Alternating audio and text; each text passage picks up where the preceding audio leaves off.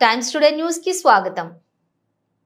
All India Christian council ఆధ్వర్యంలో ప్రేమ్ తరంగ్ అధ్యక్షతన మత స్వేచ్ఛ మన స్వేచ్ఛ అనే అంశంపై జరిగిన విలేకరుల సమావేశంలో విశ్రాంత ఐపీఎస్ అధికారి సిఆర్ఐఏ జాతీయ అధ్యక్షులు డాక్టర్ కూచిపూడి బాబురావు ముఖ్య అతిథిగా పాల్గొని డాక్టర్ బాబురావు మాట్లాడుతూ దేశానికి మతం ఉండదు, అన్ని మతాలు సమానమే, చట్టం ముందు అందరూ సమానమని రాజ్యాంగం స్పష్టం చేసిన మత నిరోధక చట్టాల పేరుతో క్రైస్తవులపై వివక్ష జరుగుతోంది। ఇది రాజ్యాంగ లక్ష్యాలకు విరుద్ధం। ఈ చట్టాలను సమీక్షించి రద్దు చేయడం అవసరం అని సూచించారు।